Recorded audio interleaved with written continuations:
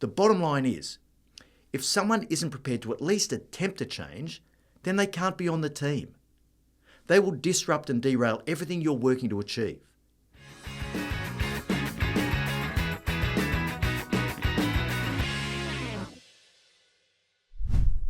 Welcome to Moments with Marty, your short, sharp shot of leadership insight to help you to stay on track between our weekly episodes of the No Bullshit Leadership podcast. Before we get into today's moment, I just want to give a trigger warning. I'm going to use an expression that some people may find confronting or even disturbing. I thought about it carefully and I decided to go ahead anyway because I believe it needs to be this graphic to get the point across with sufficient impact. But if you're feeling at all fragile at the moment, I'd suggest you just skip this episode. All right, still with me? Then let's get into it. When I released episode 56 of the podcast, Dealing with Change Resistance, I gave it the subtitle, You Will Have to Shoot a Hostage. Now, as I said, quite a graphic expression, and I know it sounds a little severe, but having run several turnarounds over the course of my executive career, I was able to observe at close range the things that make a major change successful and the things that derail it. I've read a lot of literature on organisational change, and much of it is incredibly useful in framing a change initiative.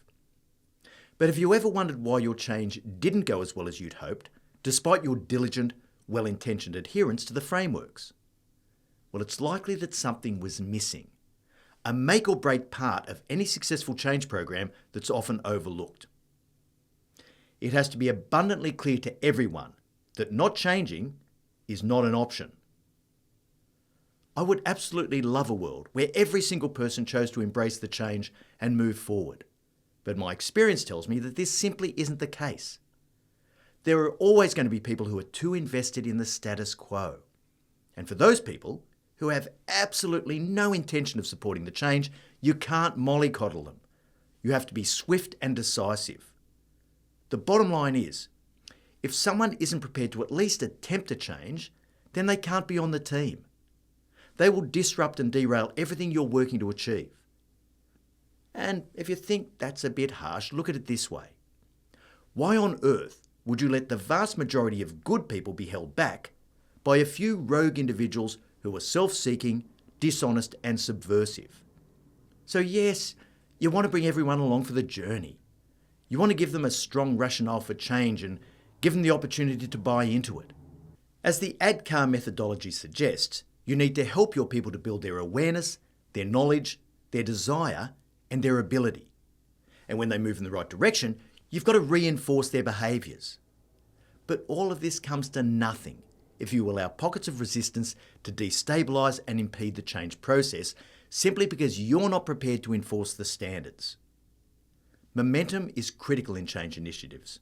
And if there are no consequences for people who choose to behave badly, you will never get the momentum needed for truly successful change. I use the expression shooting a hostage because it has a dual purpose. The first, of course, is that you remove someone who would otherwise derail the change process. But the second, and much more important purpose, is sending the right message to everyone who remains. It demonstrates that you're serious. You actually mean what you say.